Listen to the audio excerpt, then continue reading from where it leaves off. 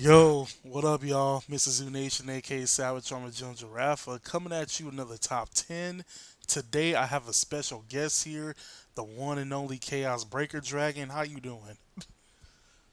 Pretty good. Glad I'm here. I'm really glad I'm here. Yeah, uh, yeah. It's gonna be pretty. It's gonna be fun. I like this. Doing this again. No, no joke. It's actually really fun. Yeah, it's Because hella fun. yeah, you get a lot of good discussions going with it. So might as well. Alright, so, on the last regionals that we had in California, he did a pretty good job judging and whatnot. So, I hope I did. I mean, we'll see. I mean, at this point in time, it sounded like I was pretty okay with it from when I was doing it. And I was like, I had a good time judging people. There was a lot of questions, so yeah, you know you're getting tested when so many people have questions that people should technically know by now. But it's like, yeah, oh well, it happened. exactly. So today I wanted to do a top 10 and a little bit of a three-parter in a way because the G series is ending and on Friday and for some people Thursday the new boxes are coming in. Set one is coming in. Woohoo! V series. What's this G series you talking about, man? We're this is new Vanguard, right? Exactly. New Vanguard, new everything, more broken stuff. But anyways, More broken. How broken can it get? I wonder. I mean, it's V series. It's starting all over again. We're going back to season one, right? yeah, but this is like a very hard power creep reboot. Right. Oh man. All right, so for today, we it's basically a three-parter for me, unless if he want to show up on the second part as well, which is kind of sort of similar to this. But anyway, I wanted to do like a tribute to the G series since we got to say goodbye to it and everything like that. So today I wanted to talk about all of the cars that almost broke the game around the G series. Well, I mean, we don't have to say goodbye to it. The cards are still there. Yeah, that's true. Yeah, but yeah, no, I know what you mean. Yeah, the end of the era was starting of a new era, and Yeah, rest in pepperonis, Chrono. oh man, don't worry, he'll be back during V. Yeah, Pretty sure he'll be exactly. back. Yeah, just don't know what he's gonna play. But alright, so I got 10 cards, he got 10 cards and everything, so let's get this started. So, for my number 10 is Sin Buster. Ooh, Sin Buster. The reason why I decided to choose Sin Buster is because he's one of the very few legions to survive during the Stride era, which is actually pretty impressive. Not to mention with his buddy Die Kaiser, which I basically call them the Condom Buster. You know, wow, hey man, he's busting through shields. the meme, the meme. He's busting There's through like, the shields all in the name of justice. oh my god, He was you All get Might before All Might existed. no, no, no, man. He's One Punch Man. Oh yeah, okay, that's One a Punch lot that shit. better.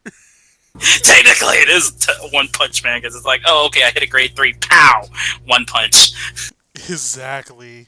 So basically, what happens is, what's his face?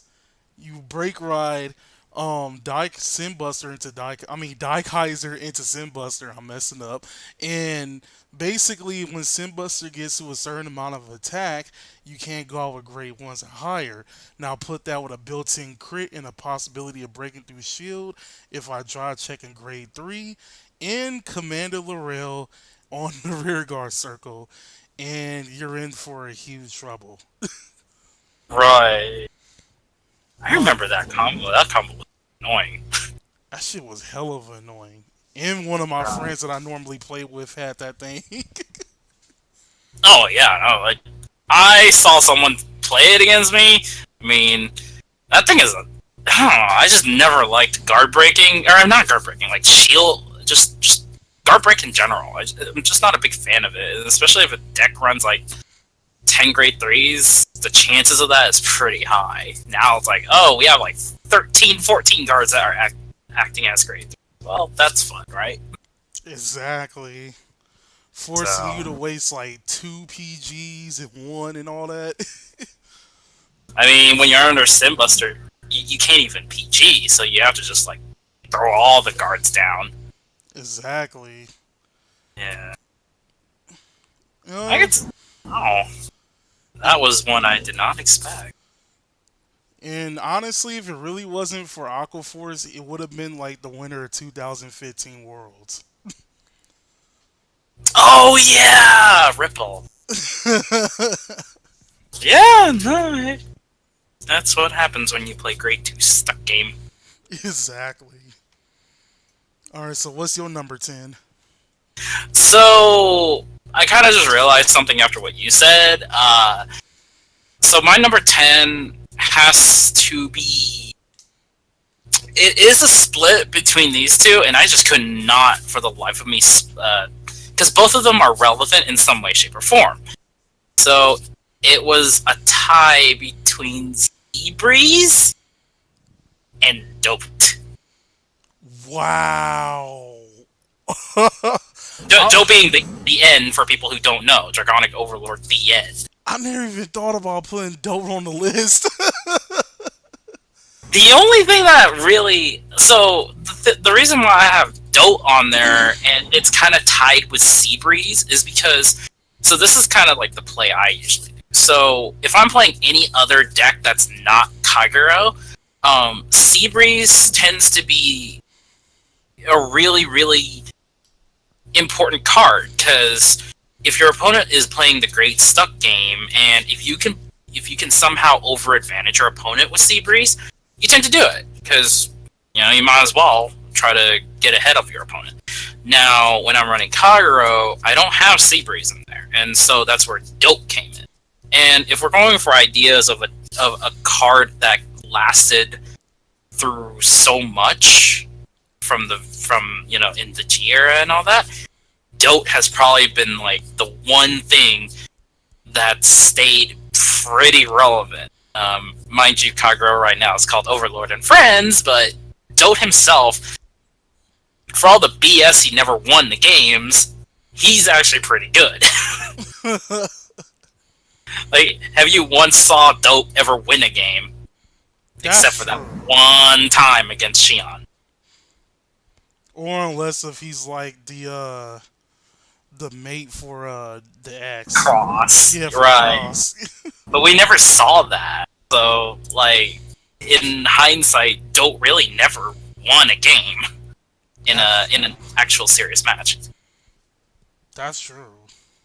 So, uh, that's kind of why both of them are number 10. I never saw Seabreeze as anything higher than number 10, in all honesty.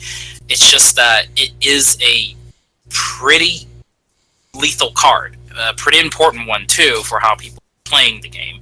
And throughout the G era, Seabreeze is a very important card. If you had it, you were ahead of a lot of people because you had the ability to get ahead of your opponent by getting GP1 first if your opponent stalled you. So Exactly. yeah, and it's still relevant now, even up to Seth, Divine Dragon Apocrypha, Mutaset. Seabreeze is still relevant, and we're gonna see premium wise, Seabreeze is probably gonna still be relevant. So just comes down to that. But yeah, that's kind of my choice for number 10. All right. So on to number 9. We got Stillwater. I had to Who? have, Stillwater. Okay, the way you said it, I'm like, huh? Oh my bad. Yeah, Ika Mishima Stillwater is number 9. Now I have Really? yeah, I had to put Stillwater on the list because it did actually revive OTT, a clan that Hmm. everybody at the beginning of the G series thought it was dead. This card was actually so powerful when it first came out that for the first 2 months that it came out, all the way up into set 13 came out, we seen nothing but, OTT top in first place and whatnot. That battle sister though. Oh yeah, especially that Battle Sister. They had like the perfect like semi grade 2 rush game too and all that. Man, Oh yeah, totally. yeah, that crap was amazing. And it had like pressure power. Man, I'm kind of like sad that I like gave up Battle Sisters like before all of that happened. Hmm. But it's still gonna be like my all time one of my all time favorite decks anyway. Another reason why I decided to keep it on the list is because now that we're getting the standard part of OTT, the whole Stillwater Silent Town combo is going to be a thing now. So unless if you can intercept, you're not going to be guarding at all. You have to take it to the face. Those intercepts better have high numbers. Not only that, you better be playing Gugrid as well. Oh god, that deck is gonna be so dead because every deck has like their effect now. Exactly. Okay. Wow. I didn't realize that. Ichikishima. Um, I do agree. Ichikishima is really really thoughtful, and especially with the new stuff, Tom. With the new Tom, ugh, it's ridiculous. So my number 9 is another tie, and I really can't.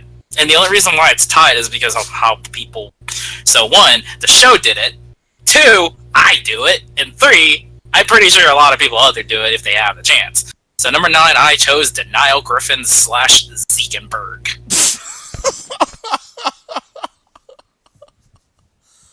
So I would have left Denial Griffin on it on its own, but the thing was that Zegenberg himself was one of the most powerful Kagero strikes we ever gotten because it was better than Ace.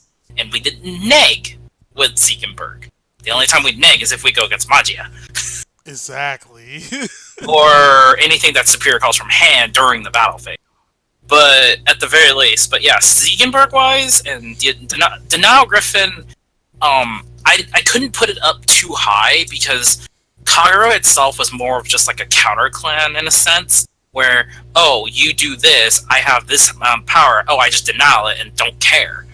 Um, so but because Kagero was slower than a lot of the decks, it couldn't really be top tier, but it stood its ground for how good the deck was. And Denial Griffin really made the deck good for that. And to combo with that, Zegenberg himself being a double swinger just made it even better. And the thing is that with our current Kagero deck being just Overlord again, Zegenberg was just plussing the living heck out of Overlord. And the joke meme of Cohen thinking he made Zegenberg, but all along it was all for Destiny. But yeah, I felt like it deserved a spot. Those two comboed together deserved a spot because majority of the time, the way I've seen Kagero players do it is Denial Griffin, next turn, stride into Zegenberg, Soul Blast to get the GB3 and just go for the nuts with the double swing. And it's pretty good, that when you get it off, and it helps. Um, so yeah, that's why it's number 9. To be honest, I would probably say out of all the G Guardians that were generic, I would have to say that Denal Griffin was the best one. Right. Yeah. It was like as long as you wasn't going against resist, you basically got rid of the threat. Right. And it's really detrimental against certain people because they don't. I mean, some people, a lot of people, when they go against Kagura, they're like, "Oh, I'm going to expect a denial Griffin, yada yada yada." But sometimes people don't realize, don't remember, and they just like, "Oh, I'm going to do this, do this, do this." Have this thing hella high power. You can't guard, or you. There's no way you can stop it. Denial Griffin. What? Yeah, so it comes as a surprise for a fair bit of people, but a lot of people do have already, expected it coming, so it's not as a surprise, but it still comes in real handy when people expect it. But Exactly. yeah, yep, I still play Kagura, so that's why that's in there. All right. All right. Number 8. We actually mentioned this a little bit earlier. Otis or Ades. I think that's how you say it. Huh? Flash Ripple. Oh, Odysseus. Odysseus. Okay, that's what it was. All right. So number 8 is Flash Ripple Odysseus. Huh. Now, just like I mentioned before when I was talking about Sim Buster, if it wasn't for this card in particular and basically the whole Ripple engine in general, that would have DP would have took first place in the 2015 Worlds. However, after Ripples won, Bushiroad not only hit this card specifically, but this card is also the reason why Seabreeze actually existed. That is true. That is very true. Exactly. That's why I was like, this had to be one of the most impactful cards for no apparent reason. I mean, hindsight, looking back, no, you're right. I didn't actually realize that Odysseus never really occurred in my head because it was only like a one-time thing, and then suddenly it's like, oh yeah, we have Seabreeze, so that if you try to do anything similar to what people did with Odysseus, well, you're Seabreeze, so that kind of killed it immediately. But yeah, no, Ripple, wow, Odysseus, huh? Yeah, you never seen a grade 2 rush deck ever again until like last year for about a couple of weeks. You had this one person do it was a Jewel Knight grade 2 rush deck where you had to have um Sword Me, Blaster Blade, Spirit with yeah, Blaster Blade Starlight, Spirit. Yeah. Starlight Violinist, and I think it could. I don't know if they actually threw the blaster engine in there, but I think they did it as a means to do the multi swing. Yeah, Yeah. they did. Yeah, and it had sword me's and stuff, so it had more just field presence and just whatnot. Exactly. And it could have been like the next best thing if there was like a way to for somebody to see breeze you and for them not to affect you that much, but obviously it never happened, so it was short lived. Yeah, the deck didn't survive too long. It did exist, but then I think a lot of people started to figure out a way around it, and the deck itself just doesn't have enough, can't maintain enough advantage if the opponent can, if they can, um, survive long enough. Exactly. So, yeah, okay. Alright, so what's your number 8? Um, so my 8 is a card that rarely anyone played. Well, I mean, it's not that rarely anyone played. It's just that it was a really detrimental card, but not really that crazy. I put the thing was I thought about this just now, and it's like, okay, I chose Dust as number 8. Zeroth, Dragon of End of the World, Dust. And the only reason why he's at 8, and I felt that he should be on this list, is mainly for the fact that while not many people stride into it, the card itself was just kind of dumb on release.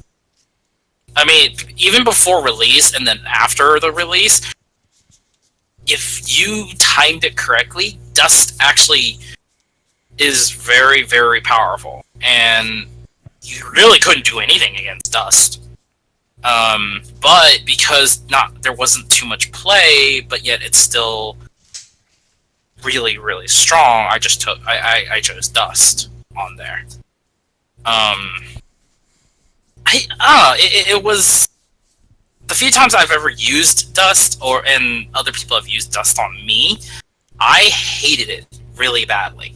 The fact that it can just turn all of your stuff to grade 1, your power to grade 1, and you take a damage if you're 4 damage or lower, was really, really just, it sucked.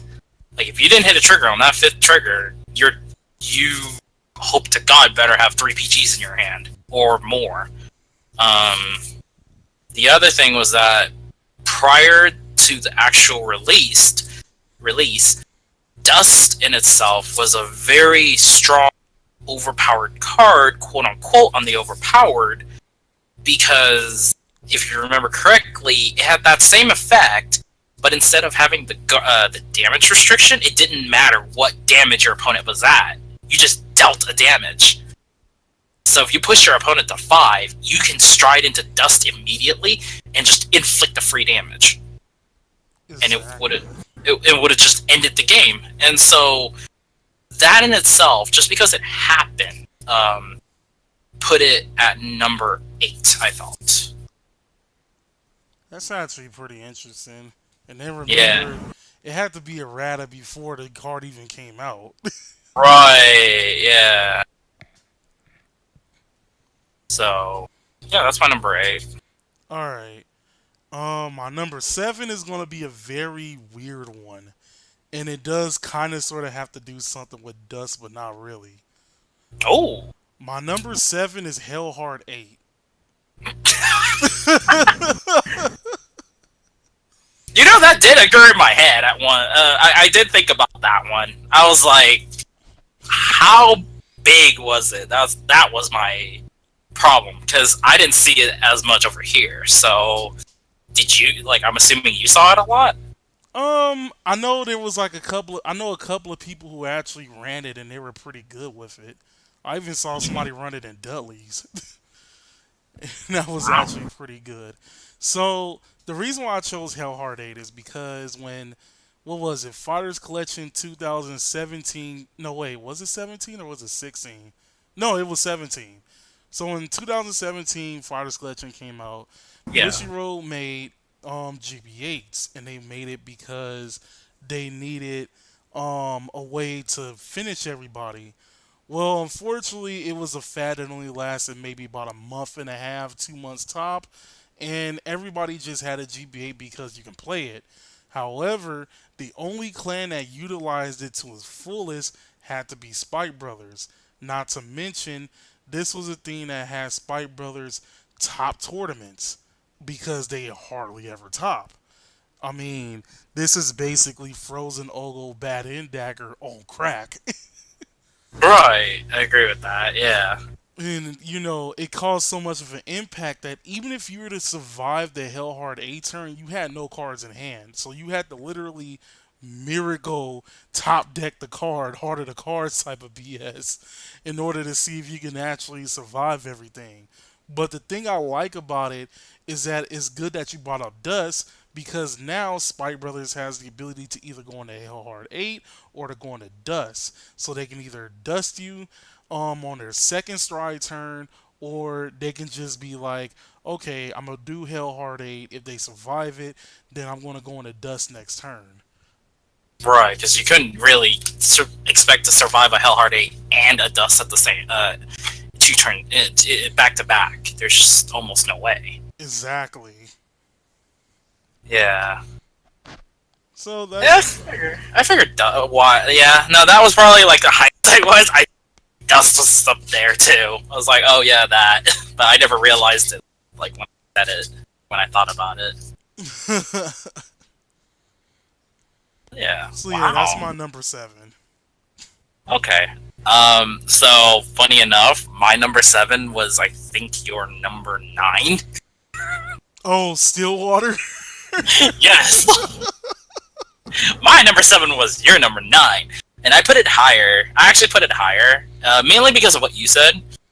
Mainly because of the when premium when premium happens with the new V series, Ichi Tom combo is really ridiculous. Also, Ichikashima has always had a really, really strong like effect with OTT ever since it came out because of the stride being so generic and being that when Battle Sister used it, the battle Florentine's stride skill was so like you could just use any stride and her skill would automatically pop off instead of it being you have to have a Battle Sister stride or like how most sub clans have it. I mean the only ones that don't is like Kagero and some others, but you get what I mean.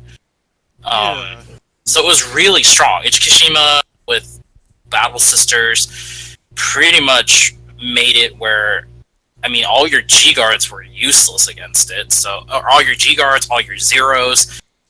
If it wasn't for the fact that it was like no G guards and no zeros, I wouldn't be as afraid of Ichikashima. But because it restricted both of those, it really hurt.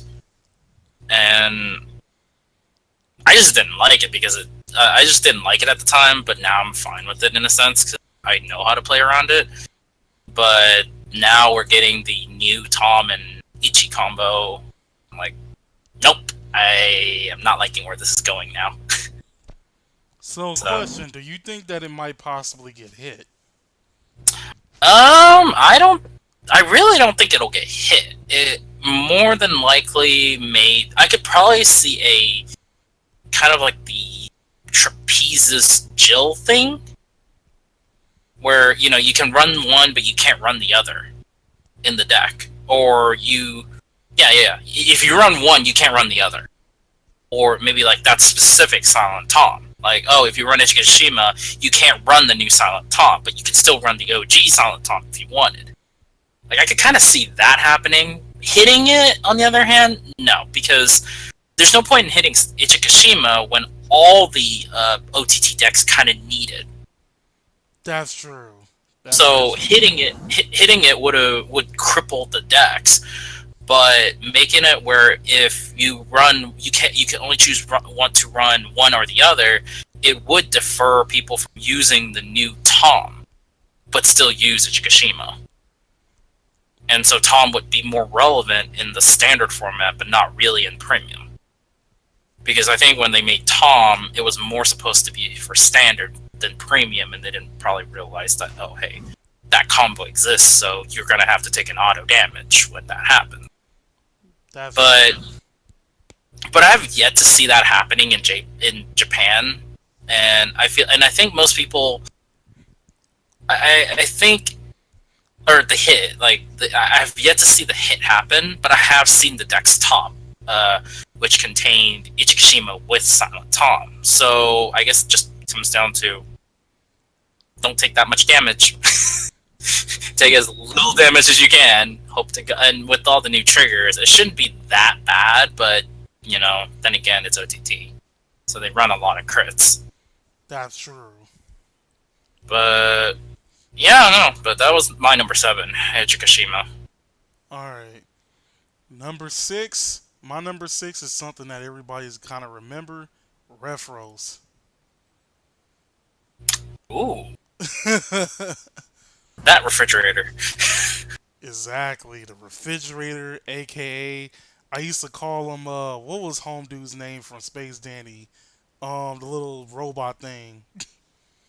I've never watched it, so I have no clue actually. Oh, but yeah, he reminded me of the robot thing from Space Dandy, which I think it was Oh, like Q something, Q2 or something like that. But anyway, um, I decided to put Refros on there mainly because of the Refros loop.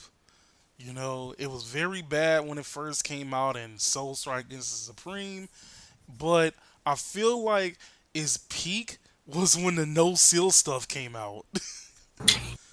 well, we've always had the no seal, unless you're talking about the grade 3. The grade 3. Yeah, I'm talking about the grade Oh, 3 no seal. okay, because I was gonna say we already had the 1 and 2, and In the Just zero, yeah. yeah, we just never had the three. Yeah, Because that, it was that. one of the very few decks that could run 12 stand triggers and it made it feel like they were running 12 crits. Oh man, the no, that sucked. I remember 4 Refro. That was I think by yeah, no, that was during Team League for me when I had to fight against it. It sucked. It did. Yeah, the person would just continuously loop Refros, and their broken hearts would hit for like 50 something. I was like, oh great, this sucks. Like, where's my denial, Griffin? Or it like what was bad was during it was my first round. It was first round team league, and I had to face it. I was like, oh okay, I'm pretty confident against this. This is not too bad. I was running Kagura too, and the person just looped, and I was like, okay, I can take one hit. I can stop two of them, and it was bad because I think I two to passed. I think I had three to pass the Vanguard or two to pass, and they hit the triggers, but they gave it all to rear, which I couldn't stop at all. Oh. Like I had barely just enough to guard, but they hit 5k over what I had, and so I was like, oh well, nope, I lost. So that that happened. Yeah. I'm kind of glad that they actually hit it because that loop was annoying. It was. I mean, when you can hit infinite power, it's even worse. Thankfully, I've never experienced the Referos infinite power thing because I think by the time that someone was able to hit that far, or I mean, they either decked out by then or you were in a good position to, to just stop all. So it really didn't matter. I think But the highest I saw it get to was like 80k, 80k yeah, for one unit. yeah, broken heart, right?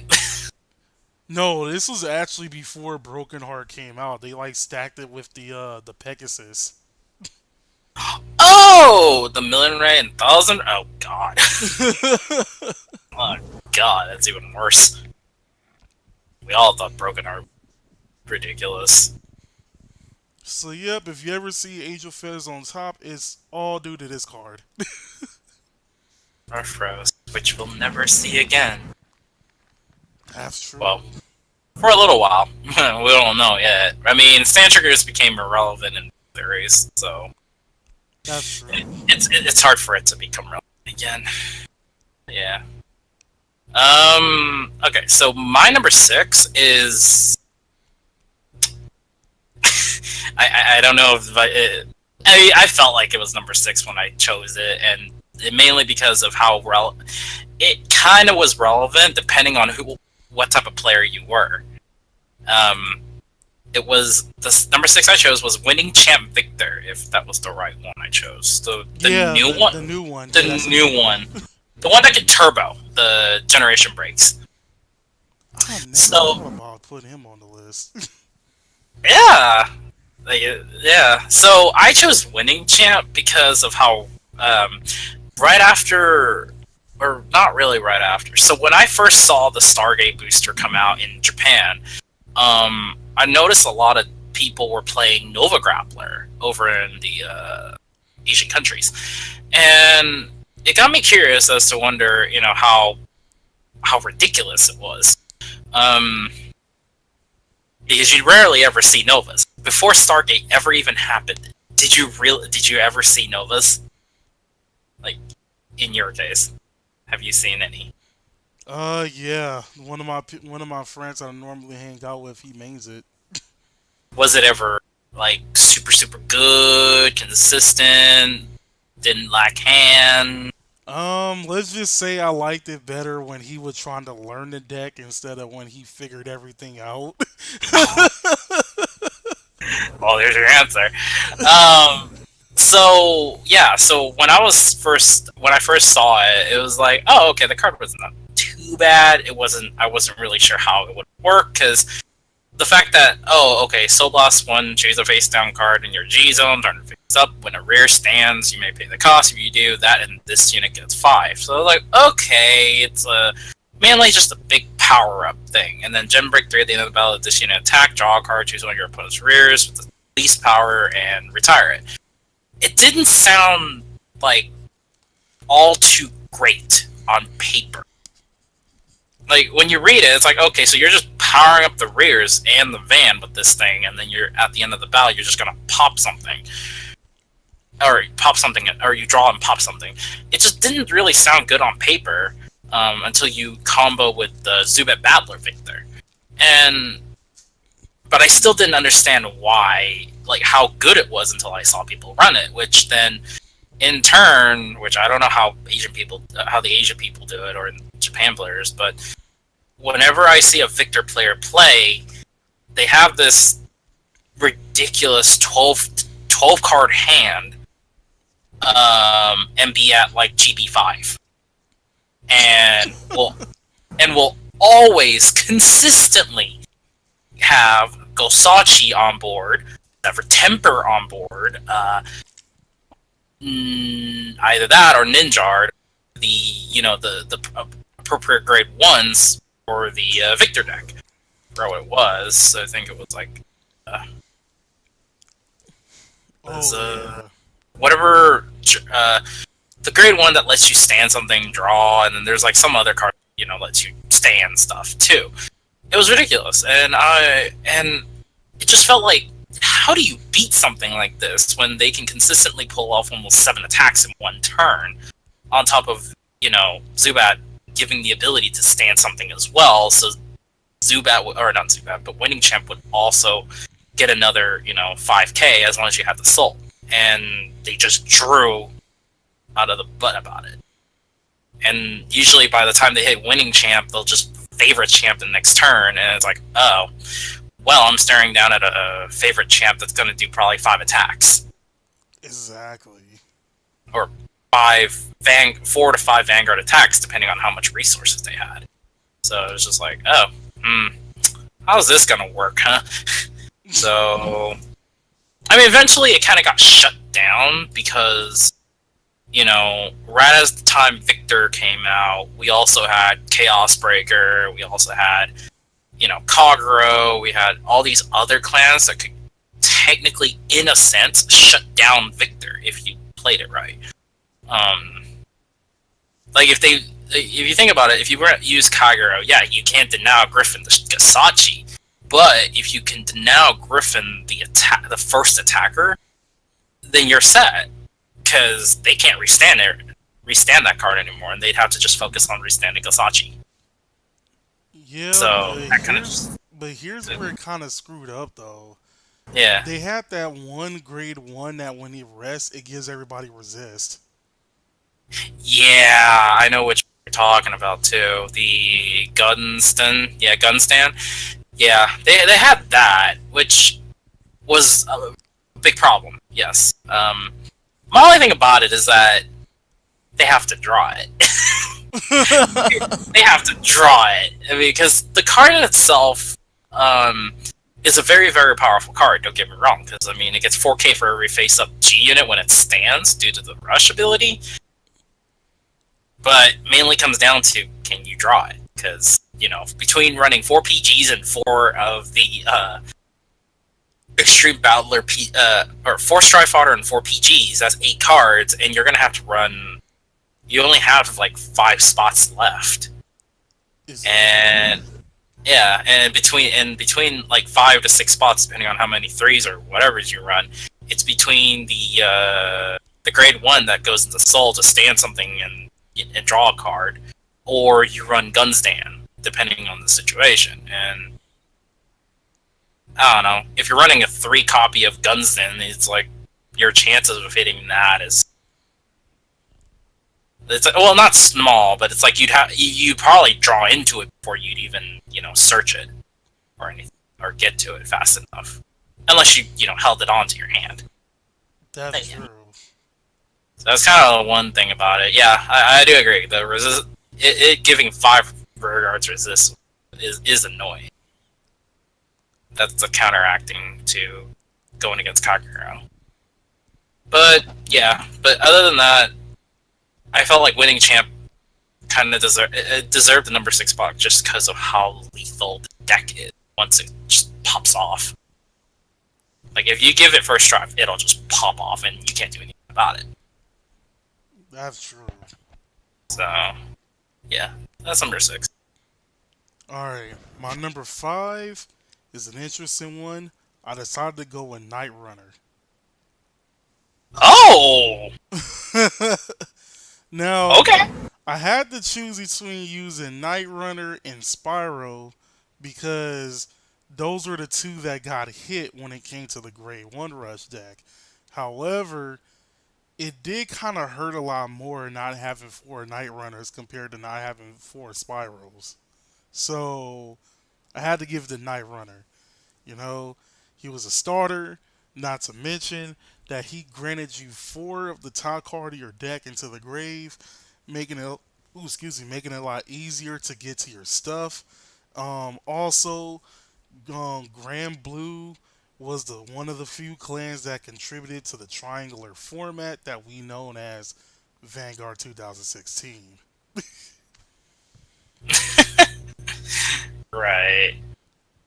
And man, that was a very Yu-Gi-Oh format in my honest opinion. And it That was was interesting. Yeah. it was weird because it was like Gear Chronicles was like the top deck, and the only true counter to it was Seven Seas Grade One Rush, and that was stupid because then below that there was hardly any counters to it unless if you had to run something that was like what limit break based in order to destroy it. But It's let's like Limit Break or Kagero, something that could like hard counter it. Which at the time the only Royals countered it. That was what it was. Royals countered it. that's right, Royals did counter it. Yeah, Royals countered it, but it kind of died to Gears, if I remember. Yeah, yeah. So the triangular form, because it was Sankard. Yeah, it was Yeah, Sangard. it was Sankard. So the triangular format was literally you had Night or Seven Seas One Rush, which beat Gears, which Gears beat Sankard, but Sankard beat Seven Seas Yeah, because of exactly. early. Yeah, so it was a pretty triangular format in a sense. And then you have these rogue decks that could like, oh, I could beat Sankard and I could beat Seven Seas, but have a difficult time against Gear Chronicle And at the that was time. Messiah's, if I remember. Yeah, that was Messiah Yeah, that was Messiah. Messiah, because of the freeze ray. right? Freeze Ray was the one kind of leeway we had against all three of them, and I was like, even then, it was tough because even with Freeze Ray, it's the fact that you still have to take a damage. So That's you have to, so you had to keep your damage low, so then you can afford to take damage from the cards and then start locking. Otherwise, you would have been in for a really bad world of hurt. exactly. Yeah, I mean, Kagero could actually do something to. Kagero could actually do something to Seven Seas One Rush and Gears, but it had a tough time against Sankard. That was the one thing as well. Like, you had a clan that could go against 2 of the 3, but will have a trouble with the 1, at the very least. That's how it was back in the day. Like, Messiah could go against Seven Seas and Gears, but lost to Sankard. Kagero could go against Gears and Seven Seas, but lost to Sankard too. Like, there was really not many clans that could match up to Sankard at the time. Exactly. So, yeah. So, oh, alright.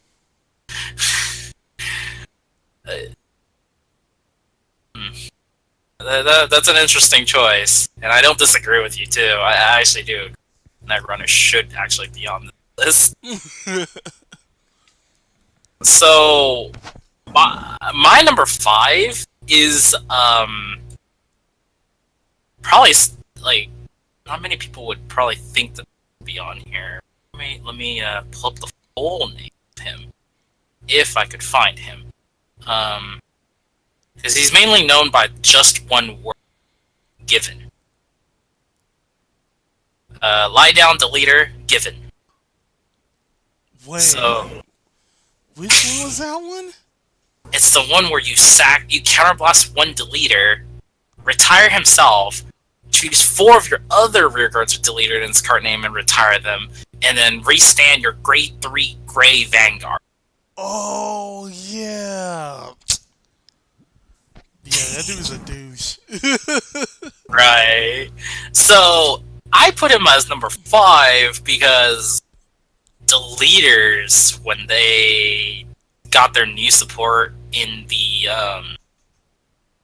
Rondu set and then the Stargate set, the deck itself became really, really powerful. I mean, it was already powerful with the Rondu set, because the deck itself would just delete your Vanguard and then proceed to just early game rush you.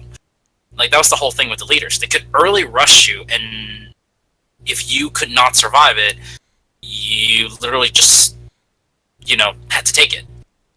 Because, I mean, their Grade 1 game was, like, mediocre, but their Grade 2 game was pretty strong. They could kind of commit to board a little bit, but usually they don't. But once they hit the Grade 3, that's when all hell breaks loose, because they can just delete your Vanguard while you're at 2, if they went first, and then proceed to restand the Vanguard after 3 attacks. And because they had cards that could replace themselves, that was what made it worse, and made it really, really relevant. The fact that almost a quarter of their cards, when they get sacked, they get effects. Like, the starter replaces itself with the top card. One of the stand triggers replaces itself, gives whatever you call from the top of the deck 5k. So it was really, really strong. And then you also had a grade 2 where if your opponent's Vanguard is deleted, and if they were at grade 3 as well, and it hits through an effect, if you counterblast 1, give it 2k, and then it gains the following effect. If it hit, your opponent couldn't even stride next turn. But that wasn't even the bad thing. The bad thing was given. The fact that you could just restand a gray Vanguard was just really, really strong. And there was really nothing much you could do against a deleter deck if they just flat out deleted your Vanguard. And if you were pushed to like 3 to 4 damage beforehand, hope to God you have enough guard, because you're facing down 5 to 6 attacks with a deleter deck, and especially when it was the 12 stand variant. So yeah, that was number 5 as a given. And the sad thing was, the leaders was just like OTT. Everybody was making fun of it, talking about it wasn't really that good. But here we are. It topped. Oh, it topped a lot. It did. The deck being so rushy was just, oh crap. So yeah, I mean, they can pull wins just out of nowhere when you least expect it. Exactly. Yeah, and that's kind of why I have it at number 5, but I feel like it's not any higher than that just because of relevancy. It kind of just died off a little bit when other clans started to can maintain their own advantage over deleters. So it's like, eh. That's true. Yeah, because the one main problem deleters had was hand power. Like, they couldn't maintain hand power. They had an average 7 cards in hand after a deleted turn. So it was hard for them to survive if they had to face down 8 attacks. That's true. Yeah. But yeah, that's... Alright, so my number 4 is actually pretty weird because it's more than one card. I just have to put this into a whole category. All of the Xeroth dragons. I couldn't choose just one of the Xeroth dragons. I had to choose all of them. Wow. because they're equal when it comes to the pros and the cons. It's like the pros is if you win, you have like a higher chance of winning. The cons was if you lost your whole G zone. But at the same time, you can only use them at a certain amount of time. Tell that to Dust. Tell that to Dustin.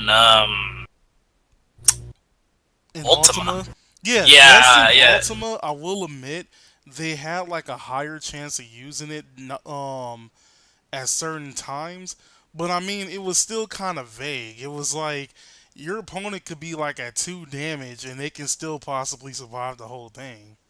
Oh yeah, definitely. If you're at 2 damage, it's like no point in dusting or ultimating at that point because it's like it's not even worth it to sacrifice your entire G zone for your opponent being at 2. Exactly. But I mean, the Zero Dragons, they had like a lot of relevance a little bit ever since they came out. They've been like a lot controversial because nobody knows if this is the right way to play the game or the wrong way to play the game or whatnot. And honestly, even some of the more busted ones compared to some of like the more lesser ones, I mean, they still have something to them. Right. Stark was still very powerful despite only drop checking once, and you can attack up to 3 times without it Rusting resting. it.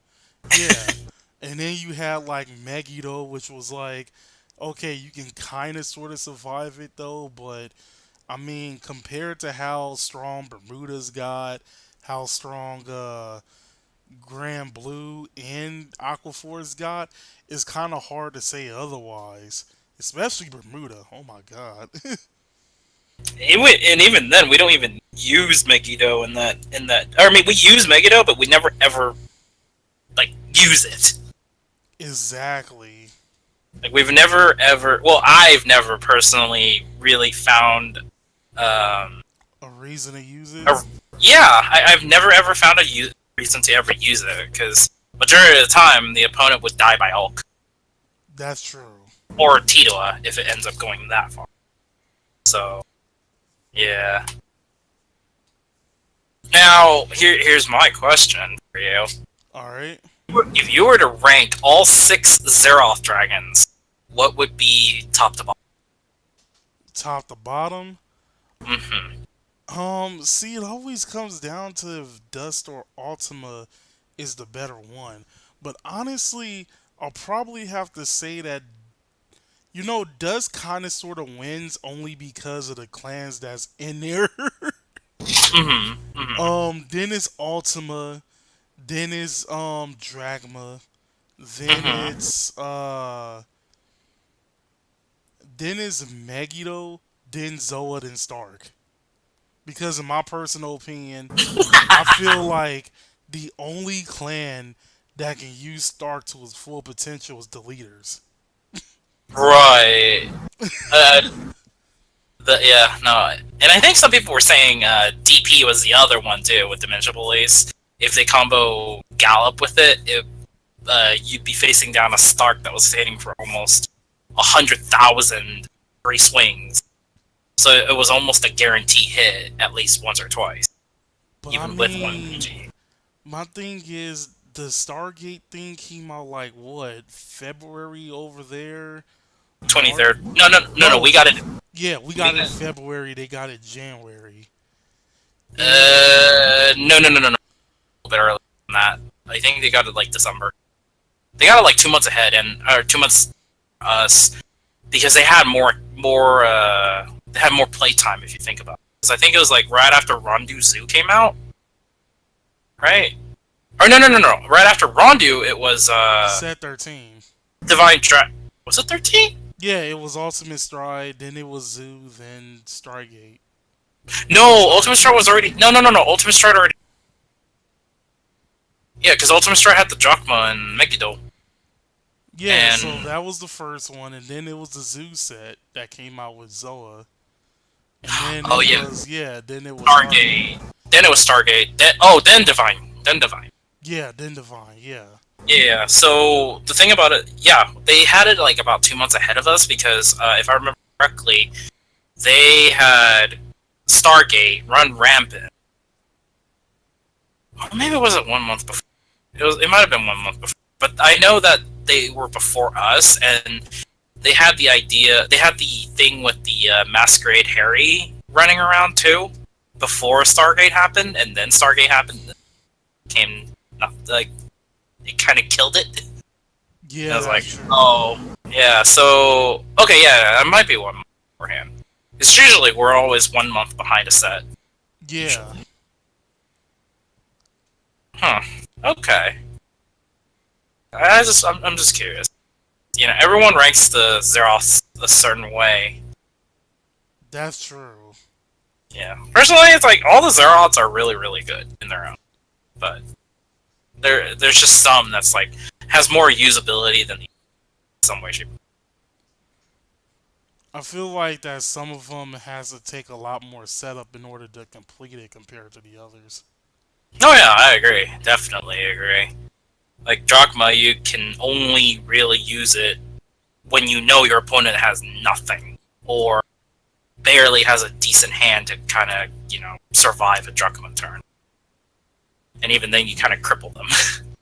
Or Zoa when you have to make sure that all of their PGs are out of the hand. Oh, don't worry, man. We don't need PGs anymore. All our triggers are 20 and 15k at this point. Just throw down, you know, 3 heal triggers and a crit, and we're set, right? Basically.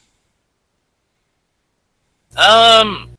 So for my number 4, this kind of tied a little bit, and this also went back to what you were saying with the previous number. And I couldn't choose the two: Flogel and Night Runner.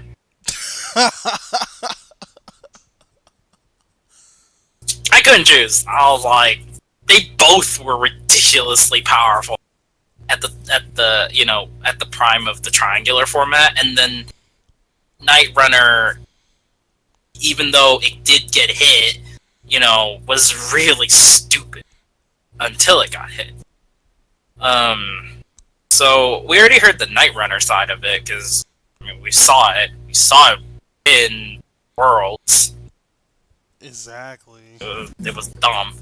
Um, for but yeah, so I chose Flogel, Floral Paladin Flogel, not the generic Flogel, not the stand trigger Flogel, the critical Flogel, not the new one, but the one that could restand Blaster Blade, counter blast after a Blaster Blade swung. Yeah, Um, that one. so that thing, that card was really, really powerful during the Sank Guard format, mostly because of the fact that when you were under Sank Guard, Dahlia, and you had one Blaster Blade with 3 Flogels, and if you hit, and I think if I remember correctly, Sank Guard ran almost 12 crit. Yeah, they ran 12 crit. So if they saw any type of crit, they were just going to give it all to Blaster Blade and just end you with Blaster, with the Flogels.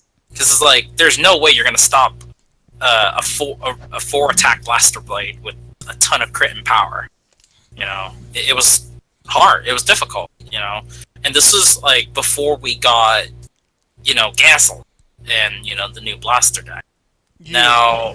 Now, like, with the G Guards, yes, we could technically deny a Griffin Blaster Blade, which made it irrelevant at that time, but because of how Sank Guard was being played, they always aimed for getting first stride. And usually you die by first stride. Because of the amount of crits and, all the field presence that they had, between Benin and Miron or Richard.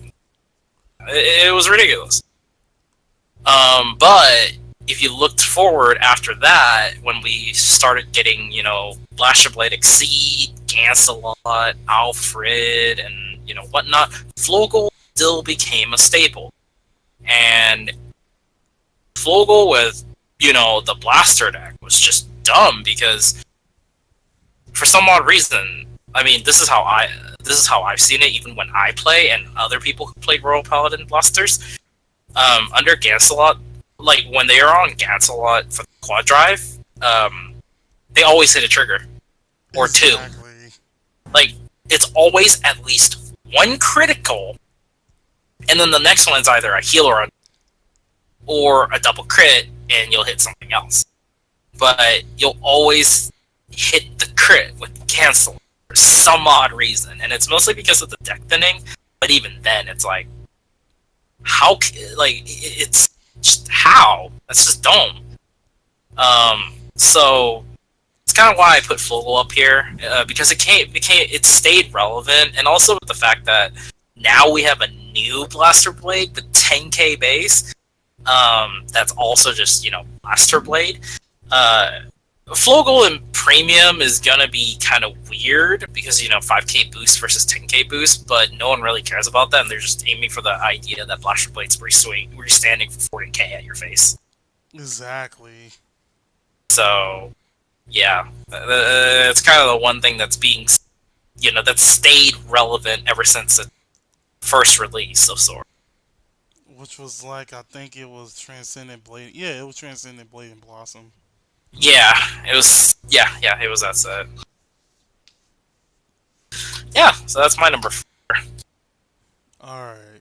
So my number 3 is somebody that we've been basically talking about this whole time, so we're not going to put too much into it.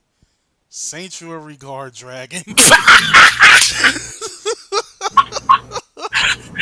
I like how I like choices led up one way or another to another choice. Okay. Wow. Now, if anyone wonders if this was all staged, no, it's not staged. We did not know each other's list. I swear, we did not know each other's list. We even, said both of us agreed that we won't share our list to each other because that's the fun of it. Exactly. So the fact that Guard was your next choice, holy moly! Okay, the coincidence, though, I'll say that. Exactly. Basically, he contribute to the whole triangular format. He's been around for he's been around before the G set. I don't even remember exactly when he came out. Rise of Royalty, really old set.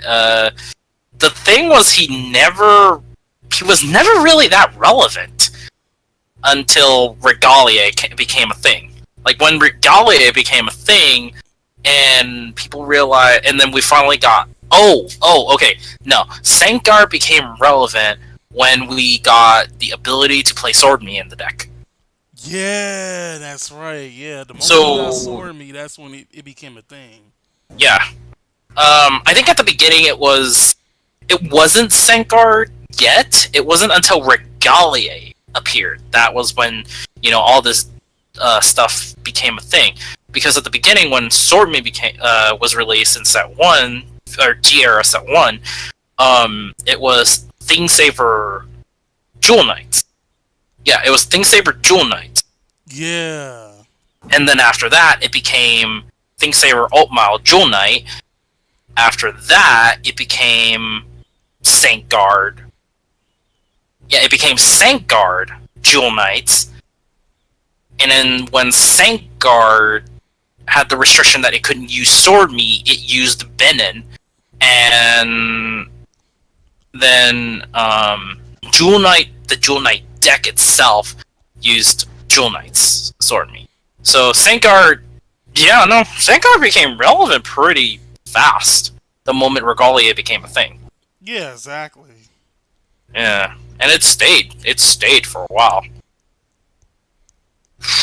Wow.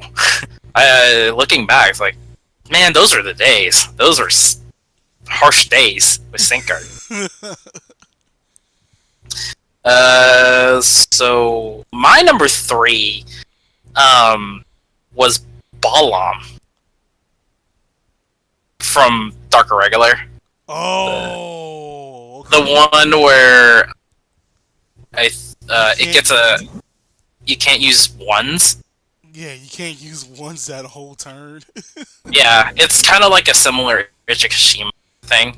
So the reason why I put Bomb over Ichi Kashima in rank is mostly because of how Bomb is. Bomb became really relevant after it came out, but what was really ridiculous was how his GB3 worked hand in hand with regulars. Dark Regulars in itself was a really strong clan when the new Shahara came out.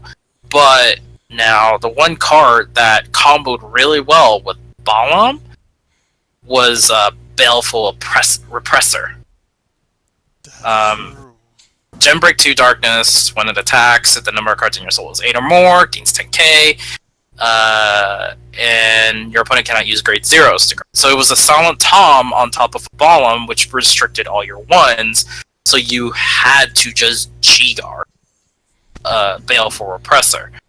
Um, it was a really like the deck itself was really strong because you could pull off the Balam play very easily because of how much soul charge it did, and the fact that you also retire a card, get the power, get an extra drive, check, and you soul charge. It was a really strong card. At first, it didn't seem that big, but then now looking at DIs, man, all the new cards just made the deck more consistent. Especially with all that guard restrict. Right. Yeah. So it's kind of why I put it up here at number 3, because it's just a really strong card, and you could snag games because there's really not much you can do against a Baleful Repressor with a Balam combo coming at you. Exactly. And if they restand that Baleful Repressor, it's even worse. So yeah, yeah. So that was my number 3 choice. Alright. My number 2. This is a very hard one because both of these cards did something and they affected the format a lot. So it was between Phantom Blaster Dark Diablo or Luard. Luard basically was the reason why the triangular format broke up, but at the same time, Diablo was the main reasons why Shadow Paladin stayed relevant all the way up until recently. Oh, okay. So we're talking about Dragheart with Strider with PPD, right? um, kind of. Which one was the first Luard? It was Dragheart, yeah, Dragheart, the free stride one, the really free stride. yeah, the really free start on. Yeah, Dragheart Luard. It was between those two, but I had to choose Diablo because let's be real, ever since this card came out, Shadow's been consistently topping for most of the time. You're talking about the stride Phantom Blaster? Yeah, the Star Phantom Blaster. Okay, I know. Yeah, I actually do agree with you with that. Although for some reason with Luard builds, well, I don't know about some people, but a lot of people opted out to not using BBD. I opted to keep 2 in my deck when Dragheart was relevant, really relevant at the time, because you still saw people who would play against Shadow Paladins and forgot that we still played PPD. So they kept Exactly. there's been moments where where was it? Some people, some like random opponent I'll play against, they'll go against my Shadow Paladin deck and then forget the fact that having field was necessary against Shadow Paladins. And so, assuming I already got like the first stride and everything, I see that they're empty. They have like only 1 rear guard on the field. I'm like, okay, stride into PPD. And when they see PPD, they're like, they literally have the reaction of, I forgot about that. I forgot that even existed. Or the other reaction is, you still play that? I look at people and it's like, whenever I get the one where I forget about that,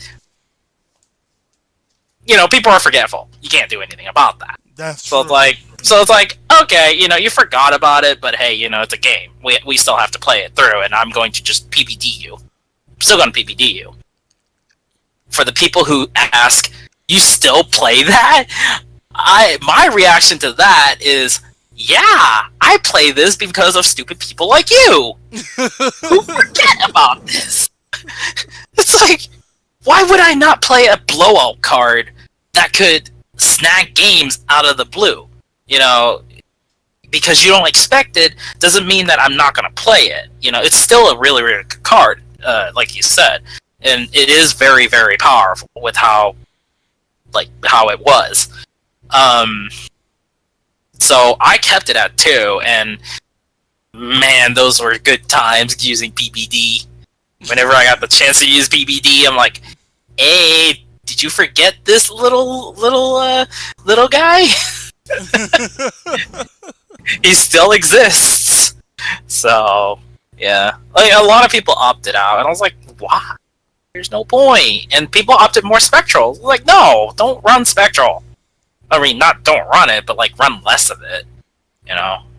Exactly. I mean, double swingers are nice, but you'll see more of you see more of a chance of using PBD than you think if you're playing against some people. So I can see why PBD he chose PBD for that. PBD is yeah. Let's see.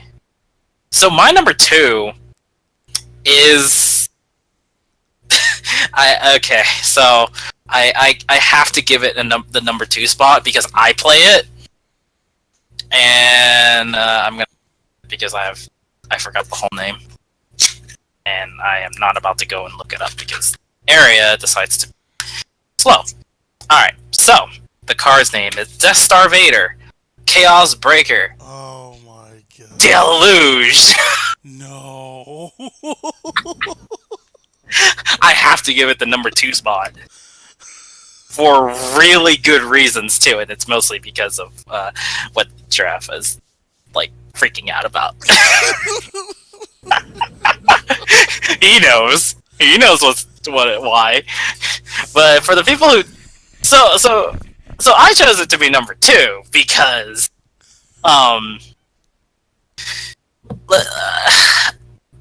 okay, so I'm a Chaos Breaker main, if you don't know already, just by the name. And, whenever I use Chaos Breaker, no one likes me when I play it. Because it's just how I play it. I literally play the FU game. I literally play the FU game. No, you don't get to play. And it pisses a lot of people off. I mean, then again, there are other Chaos Burger players too that do the same thing. Don't get me wrong, I'm not the only one who do it. But people who play me, they just don't like how I play it because I will find ways to screw you over. I will make it my job when I play the deck to screw you over. And yeah, no one likes it when I do it. And so the thing is that Deluge himself is a really, really powerful card because he himself but he gives you a lot of play for a stride. Now, if you don't know already, Soul Blast, what he does, it's act Gem Break 3, Soul Blast 1, flip over a card in the G zone, pitch a card from your hand. If you have a heart with Chaos, your opponent has to choose 2 cards from their hand, puts them on the field as lock, and then if they have 4 or less damage, I get to choose a luck card and throw it onto the damage as a face down card. So it's a free damage on top of ripping 2, and it made it even worse when we got Chaos Breaker Close in the Stargates.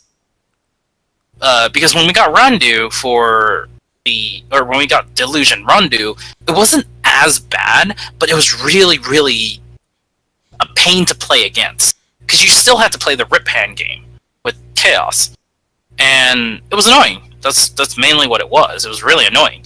But because we got Close in the Stargate set, it made Deluge even better because you would just go, oh, stride into, Universe or Althani, get pluses for a little bit, maintain pressure a little bit, or quote unquote lock down your opponent, and then go to the next turn, deluge them using Close as your stride, so that they have to pitch a card from their hand because of Close. And then if you use Deluge's skill to pitch a Close, you force them to play 2, put one of the lock to the damage, and you still force them to play another card because of Close as the cost. And it's really, really strong because there's almost no way to stop it unless you drew like 20 cards. It's like if you played a hand deck, yes, Chaos is going to have a tough time against a hand deck. But if you're playing like a deck that only maintains about 10 cards in your hand, you're losing 4 of them. Three to 4, depending on what you open in the Chaos deck. So it's really, really strong in that idea that you could just, consistently rip hand with the card, and barely any decks do that. Deluge is the only one that can consistently do this type of play, where you rip 2 and deal a damage, quote unquote. The next closest one is, I'll mention it now, is Renee. But Renee, yeah, you call 2 and make it hit yourself, but it's not as detrimental as Deluge, because the fact that you're losing 2 cards at the most crucial times against a Chaos Break deck that will just consistently rip hand, make you not even have a field. So it's like, oh, how do I play this?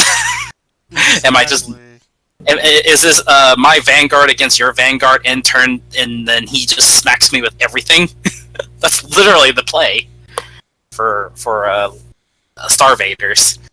So that's kind of my thing with number 2, being Deluge as my choice.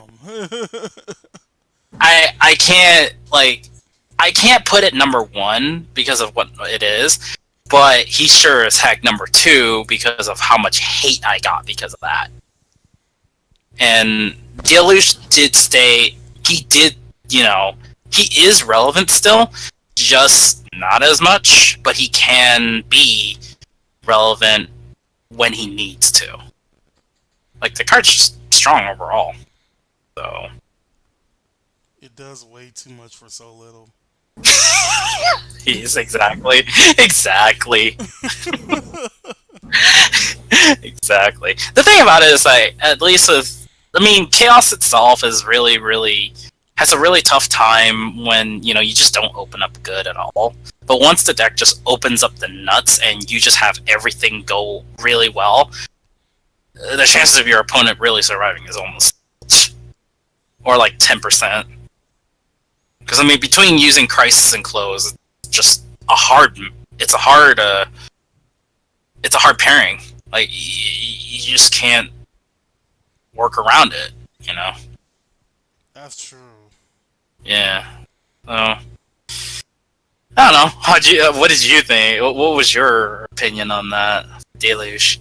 Oh Curious. my god, where do I even begin? I heard all the groans. Like, oh man.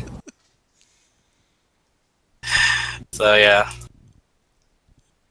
But yeah, I can't really say too much about it because you basically explained everything about it.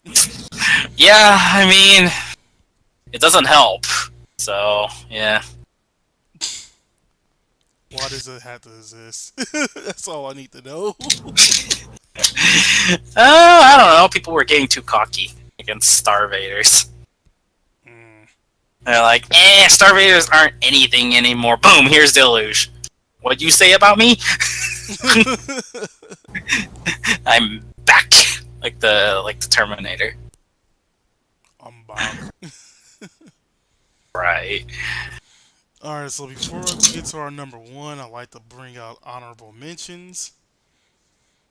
So Hmm. one of my honorable mentions you kind of already mentioned is Rene.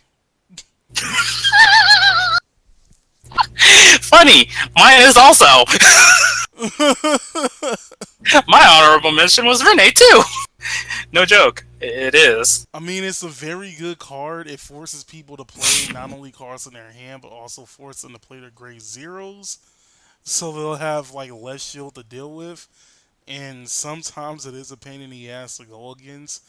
But overall, it's just one of those cards that eventually we learn how to get over it and stuff like that. But it's Right. even knowing how to get over it and even trying to prepare for it. Sometimes it's still going to get it to you. Oh yeah, no, definitely. It's still a tough play against it because Renee, Renee on the very first stride is really just nothing.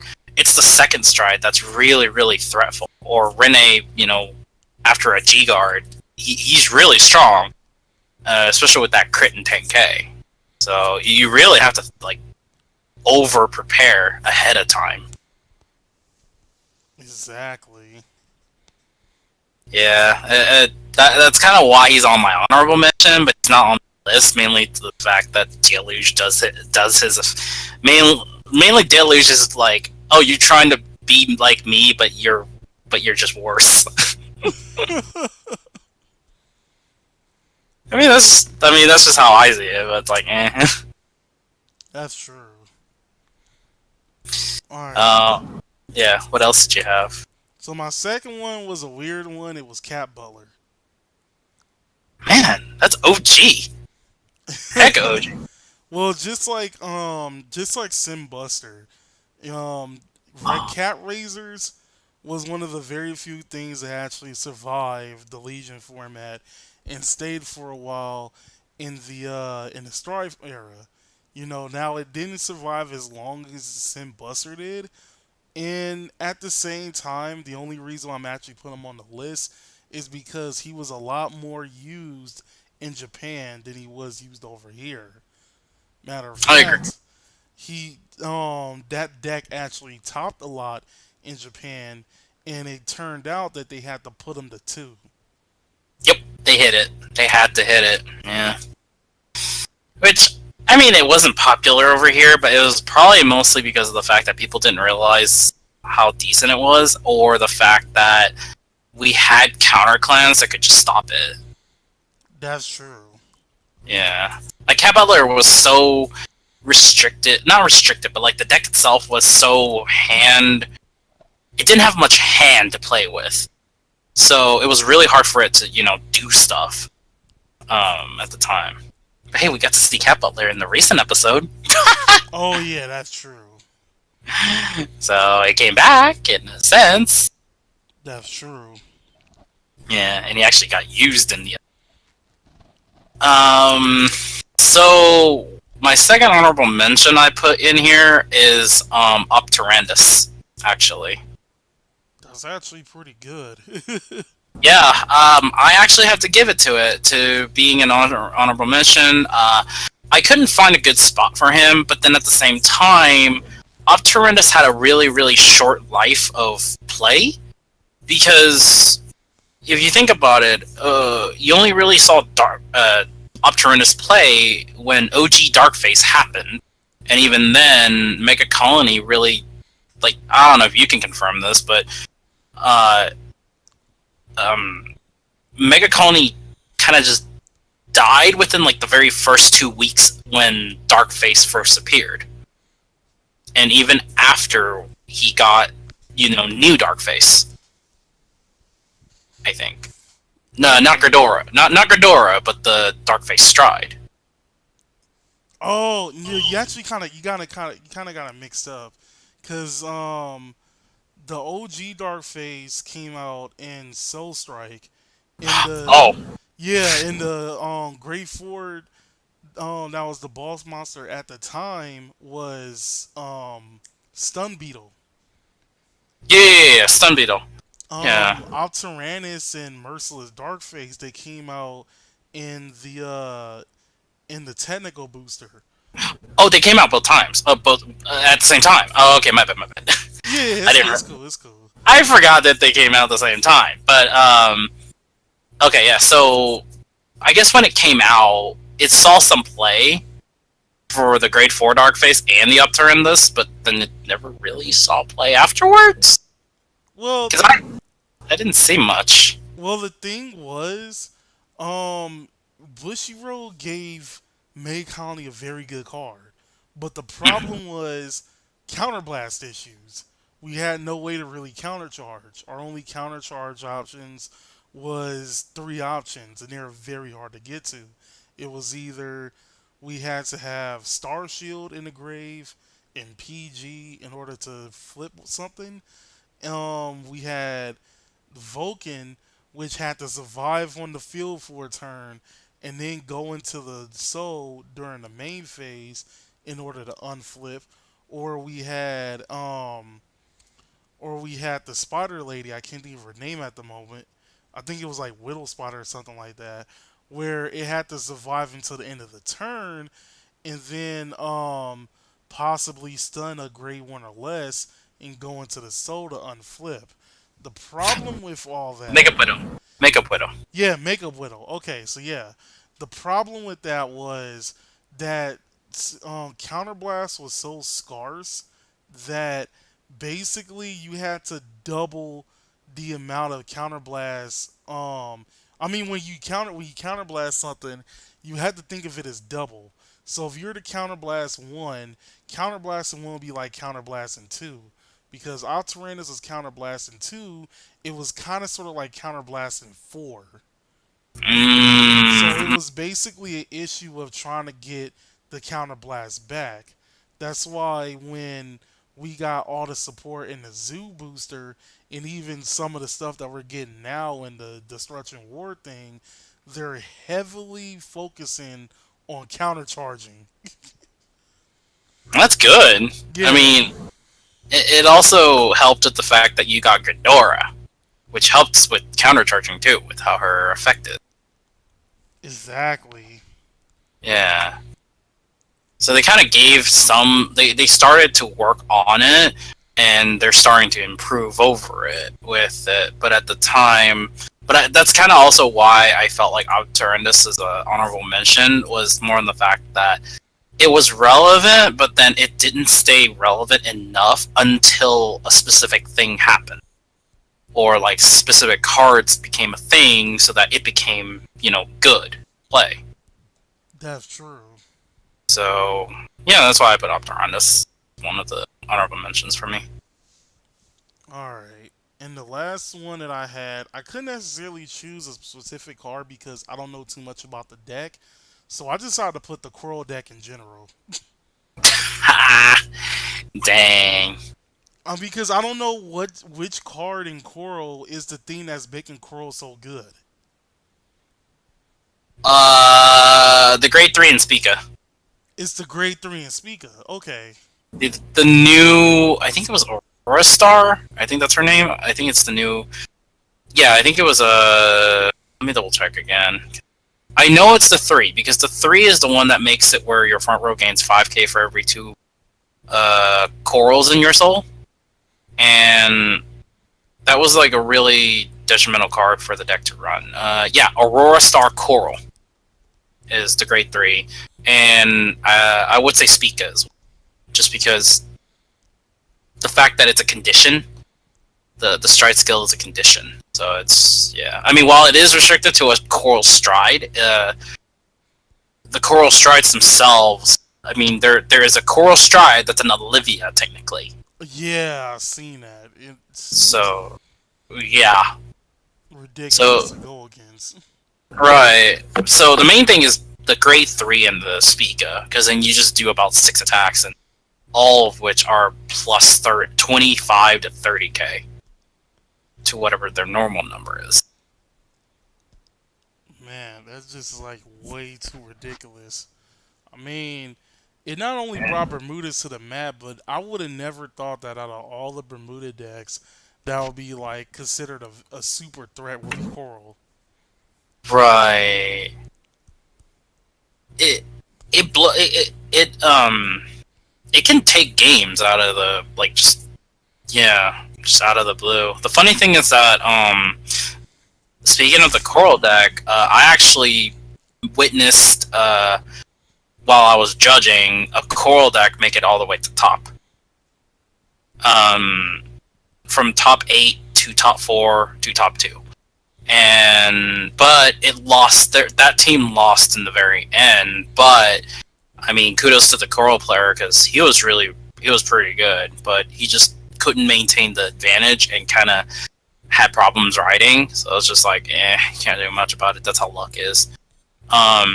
Although the one thing that I have to say is that the one interesting thing I saw with the Coral deck was, so there was one time where I think it was like round 8, or I mean not round 8, top 8, first round.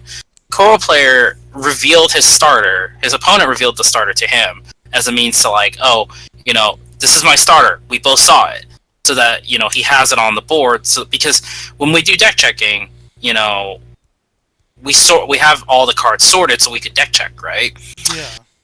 Now, after they shuffled, yada yada yada, he only did that as a means to try to like, oh hey, you saw that this is my starter. At least we both know that it's the starter.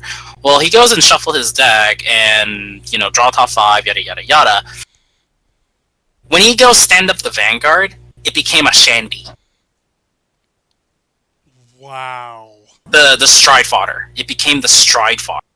And I mean, I was watching at across, and I was like, did that really just happen? And they both were like, wait, what? That was the starter. We both confirmed it. How the heck did it become a Shandy? And we were just like, what kind of magic BS is this? That's what I want to know.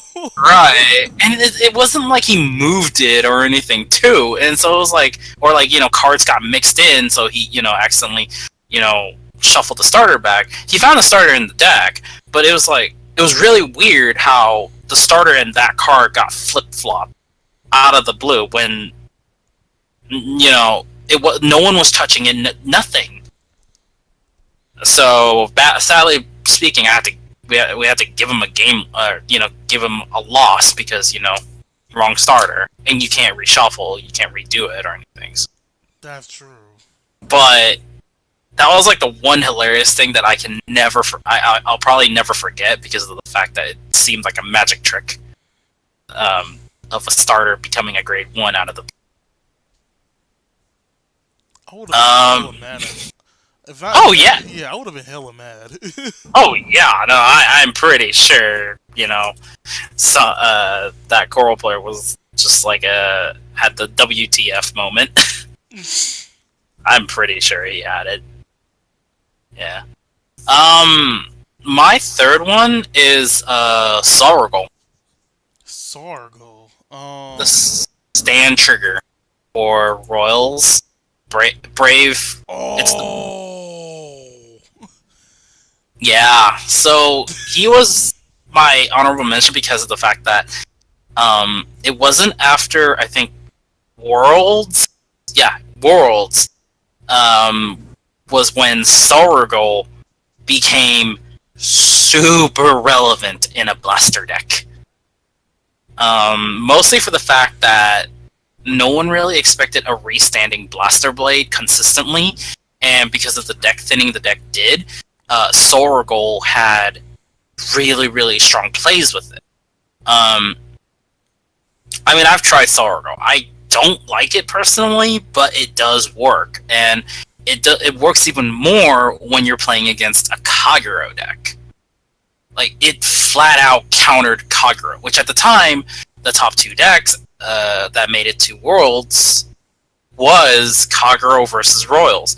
It was Destiny Purge versus Blasters with the stand trigger. And after that regional, when Blasters pulled out that stand trigger at the very end to win, the hype for that deck just skyrocketed because of that stand trigger, and essentially everyone was just you know, bandwagoning the blaster deck. But Savage bandwagoning. right, but I couldn't put it on the list because it was like a very very time. Sargo was good, but it just didn't appeal to me enough to be on the list. But it was a consideration. That's ridiculous. I never even thought about putting him on there. Yeah, I had suspicions on it. I was like, maybe, maybe not, but it did do something, really impactful in a sense. It just got people really, really hyped for something that really shouldn't have gotten hyped in the beginning for a common card. That's true.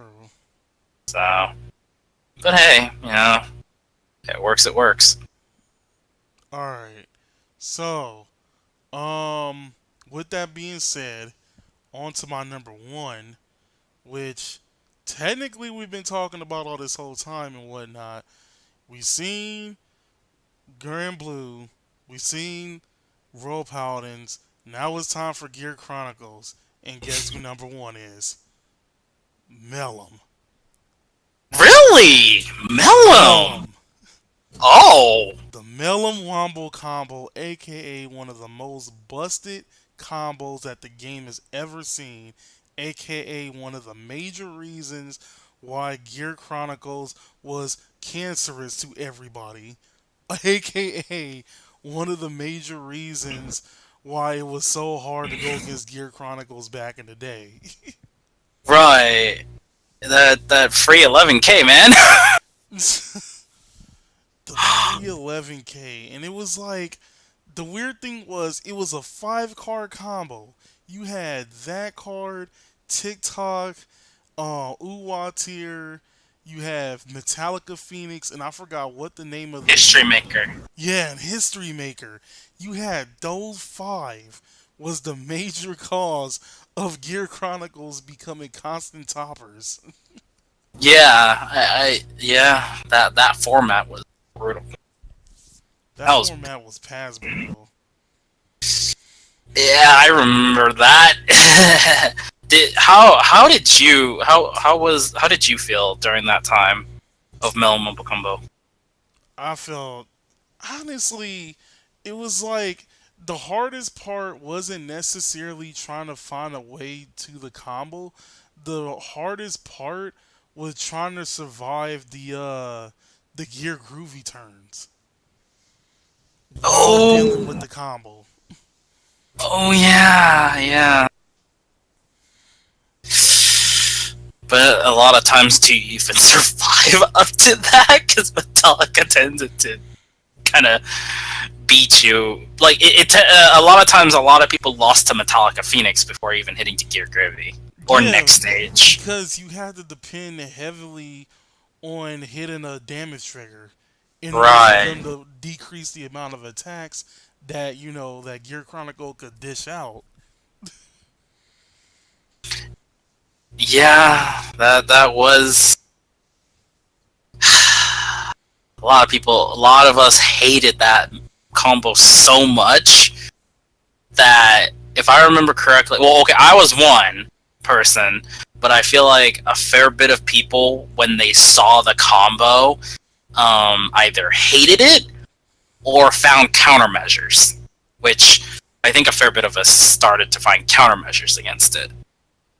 The countermeasures was kind of Clan they were big. specific. Yeah, they were too clan specific because it was like um one of them was doing cross rides, so you'll be instant 13k. Right. So that means they'll have to work twice as hard in order to get some moves off. Right. The second one, I feel like the most genius one out of all of it was this Night Rose player in Japan that decided to put Kakaitis in his deck because Oh yeah. it was like you had Kakaitis in the deck, and then they had that grade 1 Cray Elemental that was basically like a grade 1 Rush version of Seabreeze. I can't think of the Twitter name. run. Yeah, it was that card. So basically they'll try to get to like what if they're going against grade one rush, they'll wait till they'll get to the limit break, and then use that card Oh, okay. so they can get their GB, so they can get the GBs unlocked. And it was like, I don't know, but then when it came to going against Gears, you had Night Rose, which Night Rose surprisingly put up a pretty good fight against Gears. Yeah. It came down to who got the first strike, I think. Basically. Um, but what also made it stupid was the ruling to Mellum. It was like, because Mellum had player priority, turn player priority, Yeah. it got over Denal Griffin and Bellog. It was like, oh, you're trying to kill me? Let me use my effect to bounce myself back and, kill off one of my grade zeros that I don't need. It's still, even with that type of thing, it still slowed the deck down. Bellog actually had a better play, or I mean, better usage over Denial for that one, because they couldn't afford to play another.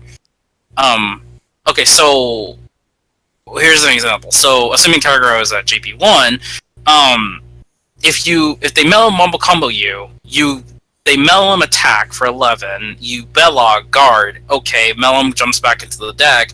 Because Bellog's skill is technically active, they're forced to play a 0. Now, the problem here is that whatever 0 they're going to bring out is just going to straight up die. So they couldn't afford to play Urwatar at the time. So they would just bring out like a draw trigger or something. And usually what happens is that their back row tends to have a tick-away dragon, or 2 tick-away dragons, and like maybe some other grade 1 that was a 7k. Rarely ever do they ever call a grade 0 in the back as a means for a time leaping. Because they always wanted to plus. So, in that regard, Bellog had more play, but at the very least, Bellog slowed it down because of that maneuver right there. Denali Griffin just didn't do anything, which really sucked. It did, Yeah. So, but it was like, yeah. but man, it was like, what the thing I don't like about annoying meta cards is when they get hit and people still find a way to make it relevant. Oh, you mean when Watar became the one, TikTok worker became the Became the one? one, and it was still going on. It was like, how do you stop this? I agree. I do agree with that because I I mean this I wasn't as worried because I was playing a clan specific deck that could counter it. I ran Messiahs at the time, and because I had the Sacrifice Messiah combo, it shut down the minimum Wombo combo in one shot. Yeah, it did. Yeah, because it's like if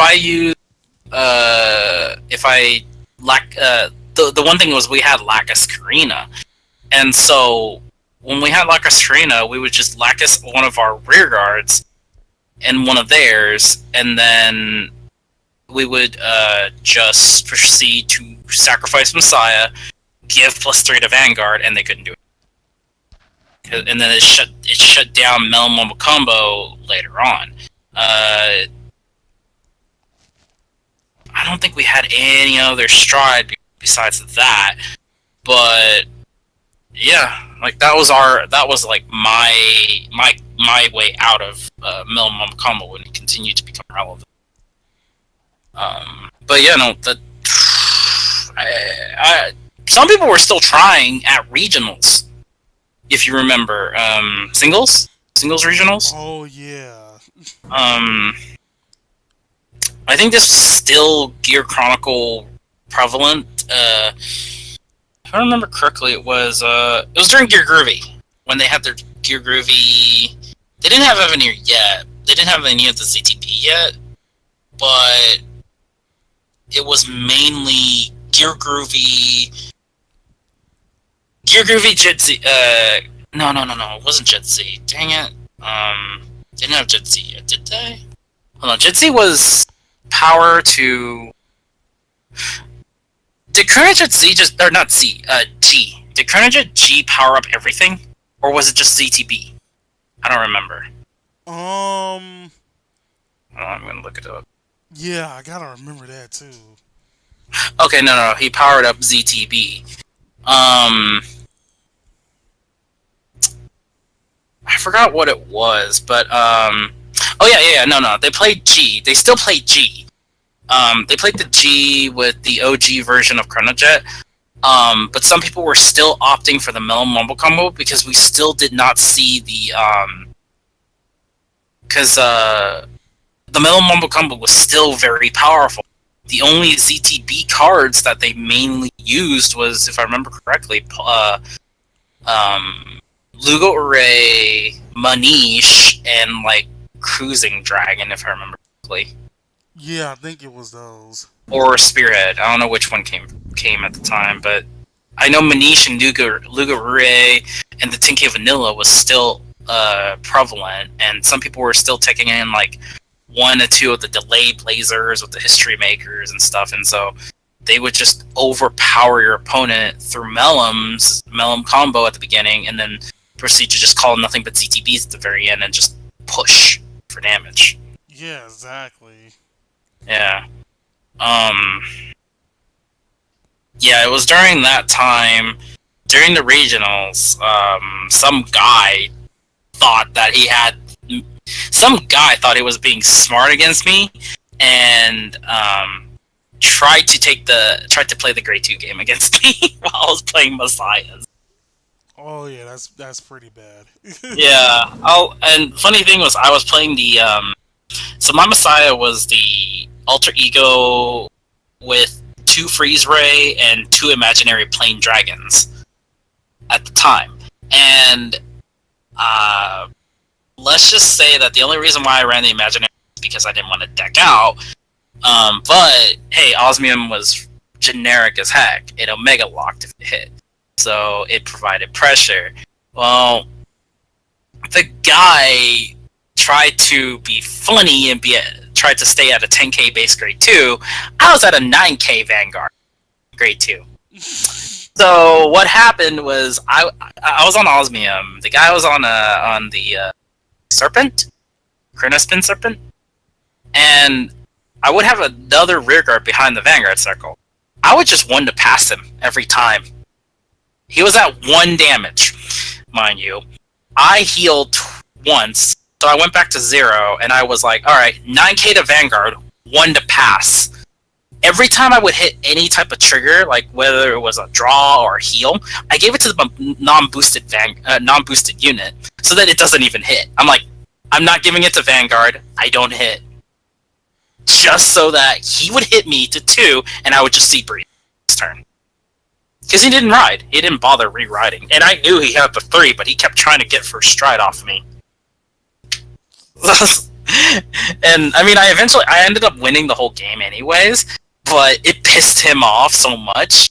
And, I think he was not, he was not happy that he lost to Messiah, because I sorely remember him speaking in a different language, but he kept saying, it was something about my locking. Like, oh, I couldn't do anything to all the lock that he kept doing or something. Like, it had to do with something locked, but you could kind of generalize what he was going to say, what he's kind of saying. So, I just continuously locked him down. He tried Mellow Mumble comboing me, and I just, shut him down hella. I was like, I've played against this clan so many times. This deck counters you hard. He thought it was funny. Or, I mean, he thought he was smooth as heck, but no. What's even worse was he first strode to Epoch Maker, and I'm like, what the heck is going on here? That's Yeah. ridiculous. Yeah, I just meh, whatever. So yeah, yeah, that happened. But wow, Melon Mumble combo Yeah. one. It's funny hearing that now. Because it's like the combo is so irrelevant. No one plays it anymore. Sorry, no, not that no one plays it. Only like a small handful will play that combo. Exactly. Yeah, it's just no one really wants to anymore. So my number one, funny enough, is Gear Chronicle, but it isn't the Melon Mumble combo. Really? No, it was Heritage. Okay, I can definitely give you that. Yeah. Heritage.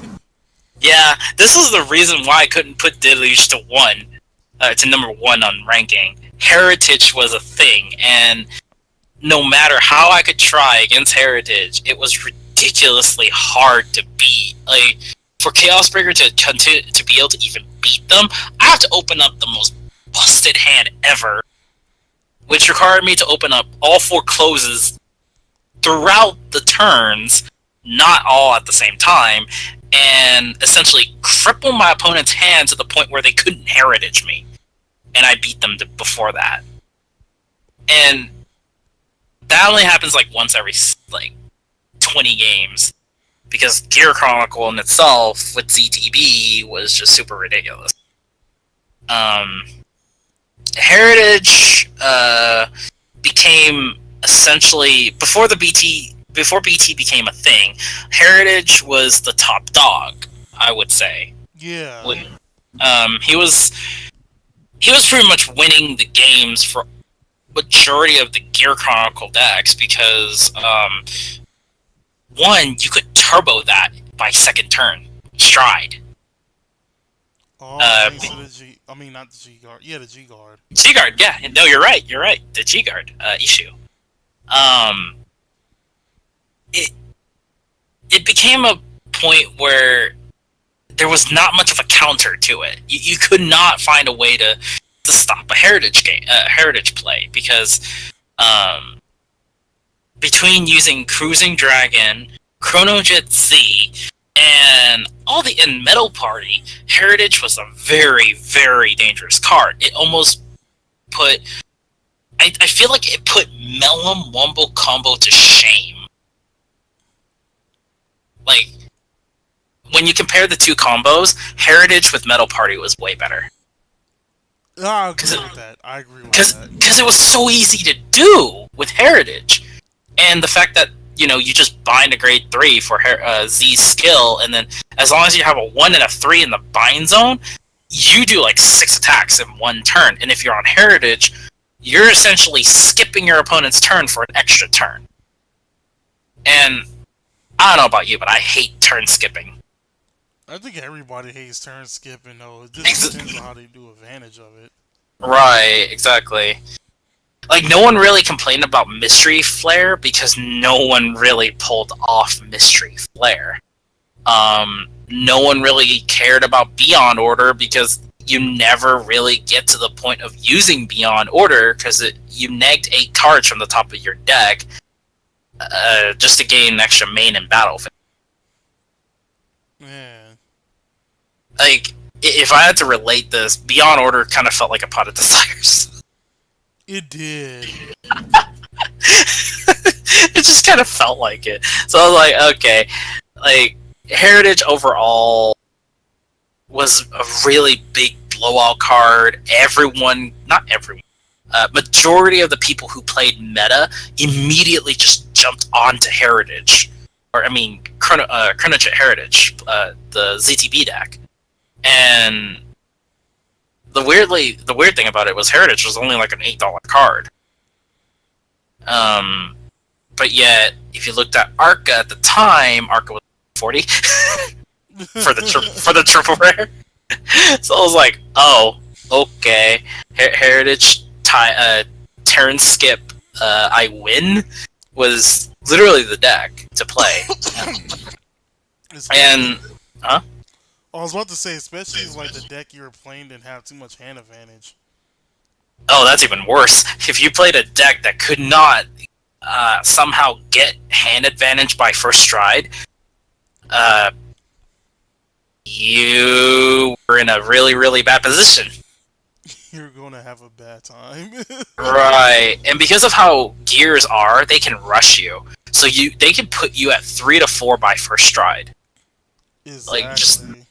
yeah, and then when you combo cruisings in the deck to just try to get free hand potential and the sheep to get even more hand, they're more than likely gonna turbo the hand to get the 2 heals after first stride to automatically heritage you the very next turn. Almost every gear player I played did it, or did the turbo heritage, because I saw it during JP when JP played it, and I was like, this is dumb. There was almost no way to stop it. Even Chaos had trouble stopping it.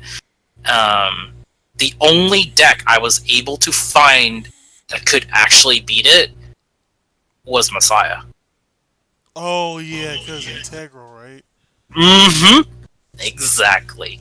Um, and it's only because I made the deck a specific way, to where I would draw about 5 to 6 cards on my very first stride. Because I would go first stride Basaltus. I would go Alter Ego Neo into Basaltus, and I would also run the dog that would countercharge one and draw me a card, and Soul Blast one. Countercharge one, Soul Blast one, draw a card.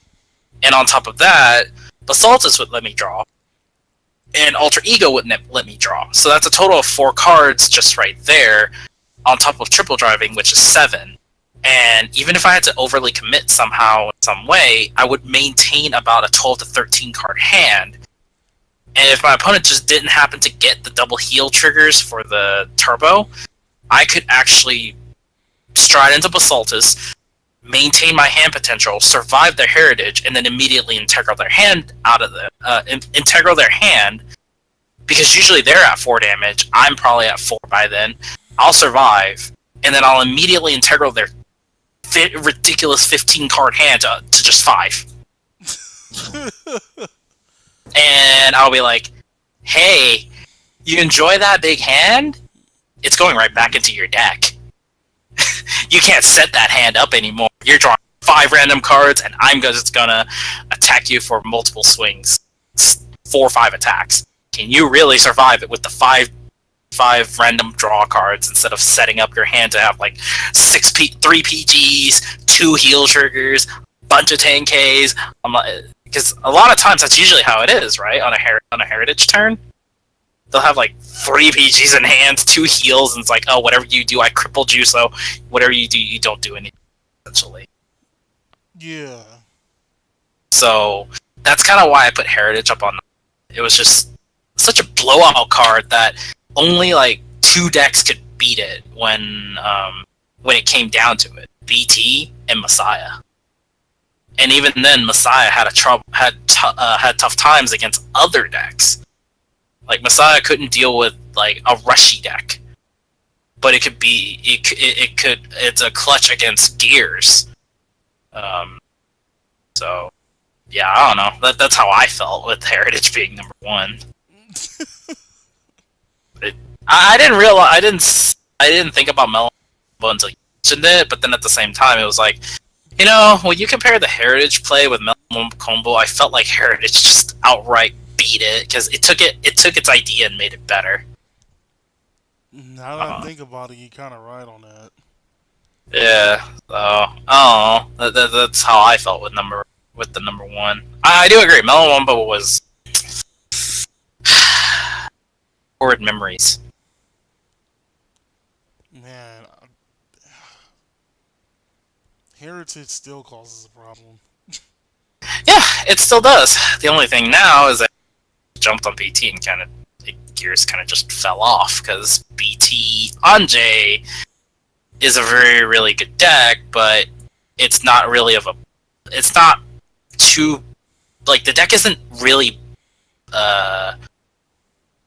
it's not like a blowout like Heritage was.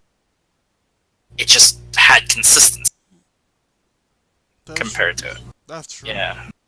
Yeah, it's either you had consistency or you set up really, really, really strong.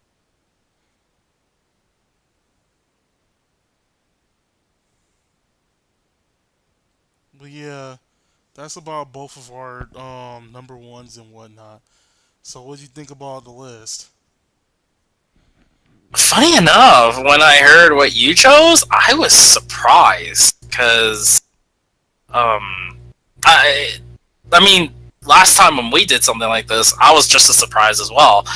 Afterwards, this time around, you chose cards I did not even think about because majority. I guess in my mind, it's like it happened. Like it happened at that time, so it never really occurred to me to look back at it. Like example would be the Kaiser's Simbuster idea, or I mean choice, and the Odysseus choice. Those two were never in my mind. They were there, but I never really like processed it. Like it never occurred to me. Oh, like oh, those are actually really good choices. I didn't realize that that was a thing. Um, Otherwise, no, um, I was surprised for a lot of the choices, and it was funny how some of ours led up to another in some way, shape, or form. Yeah, that was the most interesting thing about doing it blind. Yeah, which I feel like is always a good thing. Doing it blind, doing a comparison of tops blind is it creates a lot of the thinking process happens. And when you said what you said, I'm thinking, I was like, that makes sense. I never thought about it that way. And looking at mine, it's like, yeah, I didn't realize it either, in a sense. Yeah. What did you think what about on mine? It was like some of those look like a little bit of too personal choices though, but it's understandable at the same time. Yeah, yeah. I don't know. It's just like I guess the competitiveness part of me kind of just chose it versus like looking at it in a like I was trying to look at it in a broader view, but then at the same time, I kept my mind kept focusing on like, oh, which one had the very strong impact kind of thing, or which one did like the most or something. That's So true. it's just like I was pretty much I was competing between one over the other, and it was hard to try to figure it out. And it's like it didn't make some of it didn't really make sense either. I can see that, but then it's like I guess that's also why I like the way I chose it. It was like how I at the time. So That's yeah, true.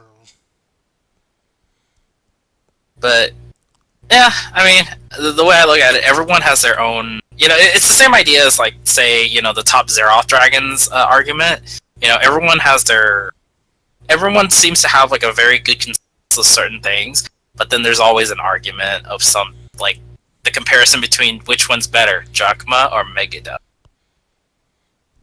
So, Exactly.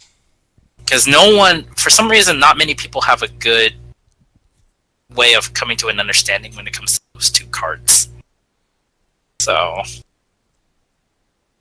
I feel like you'll never understand the true power of them until like you went against them at when you're at your worst, I guess. right, yeah, I feel like you'd have to go against it to know. Yeah, Or, it's or at one least, or at thing. least see a fight, or at least see a fight containing. Nah, I feel like you get a better understanding if you go against it personally. Oh yeah, no, definitely. What was it? What was the saying goes? Just like how if you're gonna work at a job, the best thing to the best way to know about a job is to actually work at the job. So Yeah, that exactly. yeah. So yeah, I don't know. Considering the fact that I've drunk met you like what 3 times now. Oh my god, and here we go. Oh come on, those are fun, man. Drachma's fun. So situational, dude. Not like I ever pull it off every time. Which is true. And I'm glad that Zero Dragons is something that, they're not good enough till you can constantly do it every single match, but Yeah, I totally agree with that. I agree. But they are nice to have. They are nice to, you know, when you wait for the right moment, they become really good. You just have to know the right moment. exactly. Yeah. Yep. All right, well, I thank you for being on the show and whatnot. Yeah. Oh yeah. Thank you for inviting me. It's very fun. Yeah, we gotta do this more often, especially with like everybody else too. Right. Yeah, I wouldn't mind that. Like if anyone else can come on too. More opinions. I mean, it'll drag on more longer, but more opinions is really good because then you get different aspects of a person's viewpoint.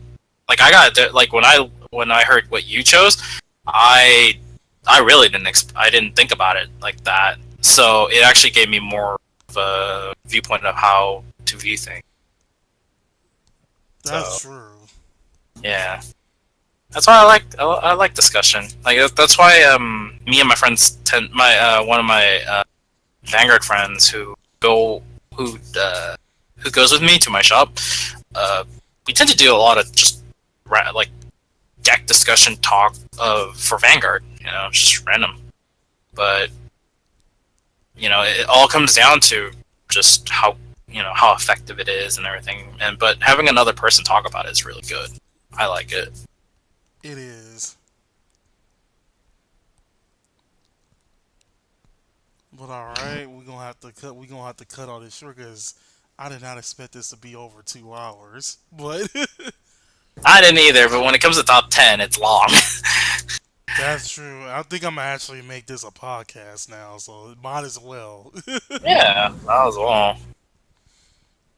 All right, so for now, got the boy Chaos Breaker Dragon over here and whatnot. Um, hmm should we also upload this to the Vanguard thing, roundtable thing? Um, I probably wouldn't, just in case something, because I mean, right now we're starting the theory stuff. So, I mean, it's fine if you want to just upload it to yours. We Yeah. just, yeah, if you want to just like share or like just yeah, I don't know. It's your choice. Like I personally haven't uploaded anything yet, and I wanted to kind of start it afresh. So it's your choice. All right. Yeah, we can Yeah, do that. We can do that. yeah. All right. So, all right. All right. So basically, my name is Mrs. Zoo Nation, aka Savage Honor Jim Giraffe, Yep, and I'm Chaos Breaker. So, and we're signing out. Lakers.